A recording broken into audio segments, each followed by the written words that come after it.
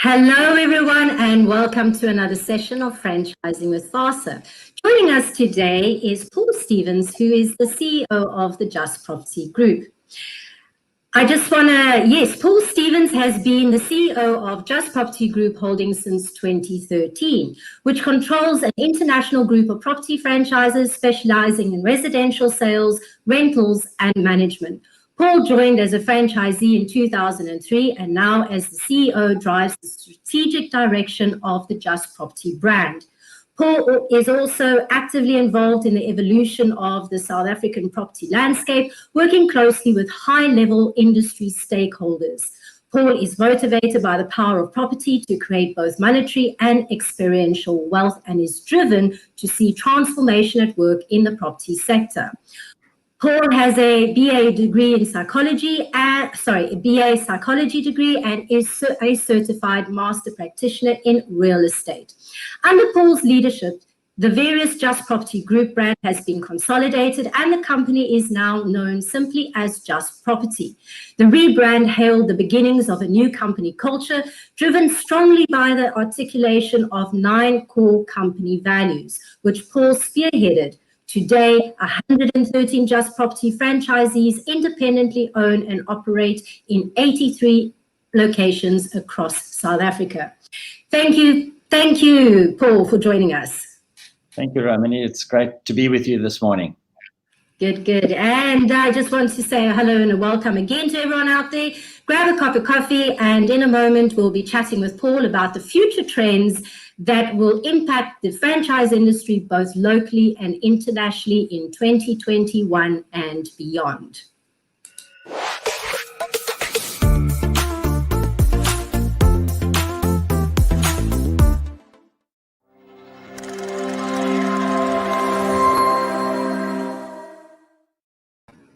And we're back. So hello again to everyone. Please, to remind you to please like and share with anyone who's interested in property and anyone who's interested in franchise opportunities. So thank you, Paul, and let's get started. So, Paul, what trends are you seeing both locally and internationally that you think will have an impact on franchising in 2021 and beyond? Yeah, Ramani, I think we've come through a very interesting time, having had the pandemic and COVID lockdown, which has certainly sparked a little bit of a different momentum. But even prior to this, I think one of the biggest moves we've seen in business, if you look at the biggest business in the world currently, is Jeff Bezos's Amazon. And this trend of online shopping and people purchasing things from foods to clothing to automotive, it's something that there's just this big national trend, not just national, international trend of people purchasing goods online. And, if we look at our business concept, which is franchising, we haven't quite seen that in the online space because online business is platform business. But I think stemming off this, we're going to certainly start seeing peripheral businesses that are going to stem from it. If we look at the fast food area, which is a big franchising sector in particular, and the peripheral business around that in the online space, deliveries, where home deliveries, they were there prior to COVID, and they certainly have just been further and further re-entrenched since the lockdown and the onset of COVID. So if we look at things like Mr. Delivery, if we look at even Uber Eats, which has become a massive thing, it's not in the franchising sector, but I think we certainly are going to see more development of these type of businesses stemming, warehousing. Again, that's normally multiple landlords, but I think we're going to see this start to stem into franchising as we've started seeing with storage and things like that, where franchise concepts have started moving into self-storage spaces. Beyond that, if we look at very traditional businesses, retail has been something that certainly has been shaken up, I think, to a huge extent with the lockdown, where our typical retail businesses in the franchise sector, fast food, had absolutely a hammering during lockdown because retail centres were closed other than the big shops that were providing food, the grocery stores. So those type of businesses, I think, are certainly going to see somewhat of a change, although because of the retail environment, you're going to find, as is what happened in America, a lot of retail outlets are closing down, making room for whether it's residential or warehousing. They're having to adapt their model, and with that, you're going to see out-of-home sectors and franchising start to have to adapt the model. I mean, we just look at fast food, I think, as a common example, because it's one of the biggest parts of franchising. And even in that, we've seen changes. I mean, South Africa has very much never really been a coffee society. And if we look at over the last 5-10 years, we've into very much a coffee society where people are stopping at coffee shops, people are stopping to purchase coffees. We look at the rise of Seattle and Mug and Beans with and Vida cafes with their outlets in garages. I think that certainly we're going to see more and more move towards that. And while in the food sector, again, we look at things like veganism, which is suddenly becoming a massive trend, not just amongst millennials, but I think people in general wanting to live healthier lives. And generally, franchising in the food sector has been very much something that's fast food, or perceived to be somewhat unhealthy. Whereas veganism's on the rise, and very much as a big thing in places like Cape Town and Joburg, the bigger centres. But we're going to see that move into the franchising sectors. Lots of opportunities, I believe, in those particular sectors. And thank goodness in our sector, we provide something that basic necessity of the home where people live, and where people bring up their families, and there's always a home you need. So franchising in our sector is, I think, going to continue to grow, because it's a proven model, and coming through scenarios such as the lockdown period where we were all quite concerned as to how we were going to make it through this time, we've come through robust and strong, and probably stronger than we were before. So yeah, franchising is definitely a great business model. Well, I tell you, I'm a lover of online shopping. I do it when I'm in the UK, and I'm definitely one of those Amazon and eBay shoppers where I buy everything online. In actual fact, I do my grocery shopping online. So when I come to South Africa, it's like, okay, where's the online shopping? So it was quite nice to see how many companies quickly got on board and started doing home deliveries. We found great companies that did bakeries and groceries and food deliveries. And what I found interesting is overseas, whereas Mr. Delivery here was very popular before, like you say, COVID, whereas overseas, you couldn't find really the Mr. Deliveries over there. So it'd be interesting, I haven't been there, to see how that's transpired overseas, because it's almost like we had Mr. Delivery here, they didn't over there. They had online shopping over there, but we didn't have it over here. You know what I mean? So it's very interesting to see how that will progress, and I think we will see more and more. I'm waiting for the drones. One day you're going to open your door and there's going to be a drone delivering your parcel. Yeah, that's going to be an interesting place. I think it's UPS that are already very much in that drone space and testing it. So, and Amazon has been the big one to say that they've got the drones developed. So I think that's imminent. It's coming. Yes, it's definitely coming. The world of robots and yeah, it's going to be a very different world in the next few years. I'm beginning to see a lot of sci-fi movies in front of me. They're now becoming reality. Okay, so what threats and opportunities in the franchising model do you see, and how do you think they need to be responded to? In business, there's always threats, there's always opportunities, and I think on the back of our mentioning COVID, I think we've got to look at what we've come through to look for the signs of where is industry at large moving, where are our particular sectors moving. And I think what I'm seeing in our franchise chain, and I do believe it's something that's happening across industries. I grew up on a farm, and I've watched agriculture from a young child and how that progressed, where agriculture, you used to own a farm and it was one farm and it was sustainable and a farmer could do very well on one farm.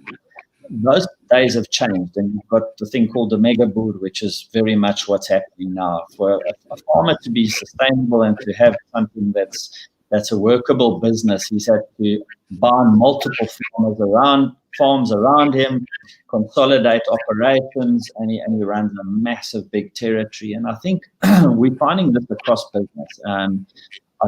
In just our franchise group, I'm seeing the trend of our franchisees buying up the territories and the franchisees around them. They're consolidating certain functions. So it's just creating efficiencies in your business model. And I think we're going to start seeing that more and more and more. The word that's thrown around a lot is platform type of businesses. So it's an IT backing, being able to run a massive territory or a massive business off that. I think beyond that, we've got the economy. That's, I think, one of the biggest threats that we face at the moment. It's not just in South Africa. People tend to throw South Africa under the bus and think it's doom and gloom here. This is a worldwide thing. The whole world's been hit by COVID. We're in a recession again. Where our economy is going, none of us can predict, but it's not looking great. So I think as businesses, they're going to battle. They've learned how to tighten their belts. So those of us that have come through this, I think, have adapted. And I think as South Africans, we certainly have that resilience, and we'll pull through this, and we'll pull through this, I think, very, very well. Those that can make it through a time like this are certainly entrenched and will be here for many, many years to come. So I think on the other side of the economy is politics, and that's very much in reference to South Africa, where I think it's a great threat here in South Africa at the moment. Our weak political climate and the problems that we're currently facing with all the corruption. There's a lot of South Africans that are very, very negative at the moment, unfortunately, and they're not investing money back in business. And this is the reality. And I think for those of us that are passionate, I'm a true South African at heart. I'm passionate about our country, and yes, I'm certainly investing and confident in the country. Not so much in the short term, but I think give us another 2-3 years. And hopefully we've ironed out some of our politics and the economy can start gaining some steam again. And I think there's going to be a lot of opportunity for those of us that are willing to stick this out, make the right decisions from a business perspective. And again, coming back to franchising, it's a proven model. If we look at the world over and the stats, I can't throw those figures out there, but the number of failures in businesses, and if you had to pull those figures that you hear very often thrown around, and the amount of successful businesses after 5 years and into 10 years, and the percentage of those that are generally franchises because of their proven concept, I think this is a very big thing for people to focus on. There's solid businesses that will carry them through for years to come. I share your sentiments about I love South Africa. I'm a South African through my heart. And I'm also, I've got opportunity to live overseas, and yet I keep wanting to come back over here. And I do believe that we are very resilient. I think we will get through it. We seem to adapt really quickly when we need to. And I agree with the current world situation economically. The world system is high debt. It's across the world. There's even talk about a reset, so we don't know what that means and what that looks like. But yeah, I'm all for staying on this side of the continent. I always think we're safer over here somehow. We live in a beautiful country, and we do. As your topic was opportunity, I think there's boundless opportunities in South Africa still to come. I think so. And in every downturn, it's said over and over again, in every downturn, there are plenty of opportunities. You just have to look for those opportunities or embrace them as you see them come. So Eva's saying it's a little bit echoey. I hope that's stopped right. I hope that's cleared out. And Mufani is asking, where can I get education on franchising? So I'm just saying, Mufani, there's plenty of places. A lot of franchise businesses do offer training within their companies. So you might want to have a look at that. And then there are some training portals which I'll send to you after this meeting. So the next question I have for you, Paul, is franchisees usually opt to join a brand because it offers a business in a box. How do you leverage the strength of the franchise ways of working, but still give entrepreneurs the space to apply their own strengths, both within the immediate businesses and across the franchise network?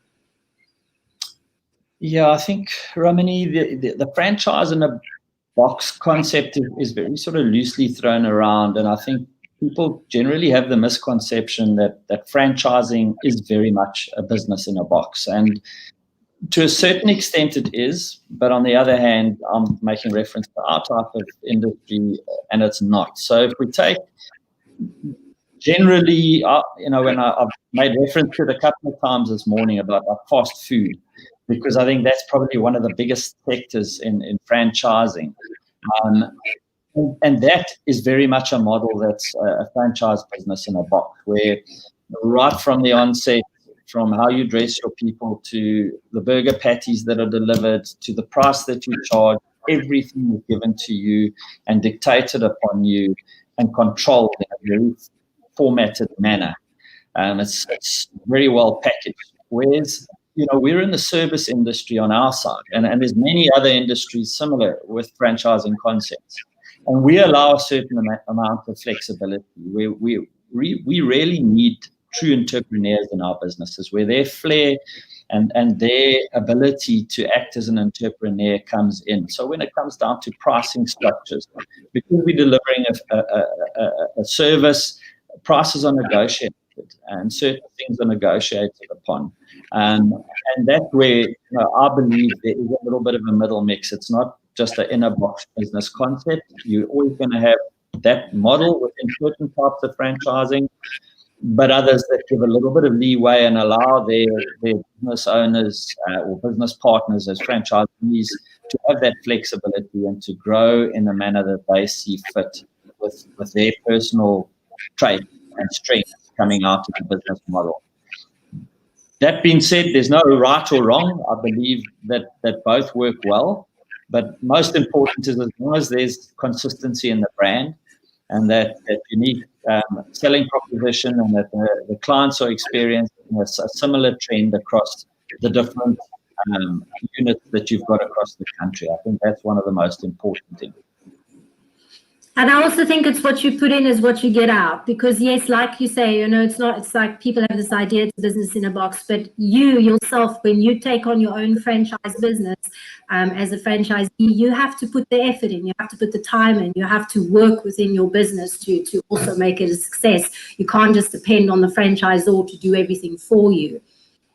Absolutely. I think that's one of the most important things for people that aren't a franchisee yet, that are wanting to step into the arena, is to realize that it's up to you.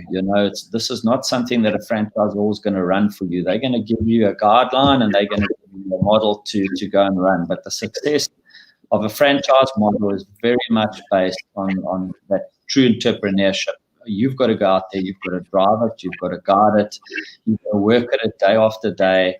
And success is imminent if you do that, if you follow the principle. And I think that's the important thing. The franchising gives you those principles, and if you work according to those principles, success is imminent. So let's talk a little bit about Just Property. What type of person suits the business? What is the opportunity? Just give us a bit of an overview, the training that you offer. How does that all work? I think one of the most important aspects in our industry, we being a service industry, we're dealing with people. So, internally, if you have a Just Property franchise, your people are typically your agents and your admin staff. Our business model is multiple in that we look at our core of our business is rental management. That's what we built our previous brand Just Letting on.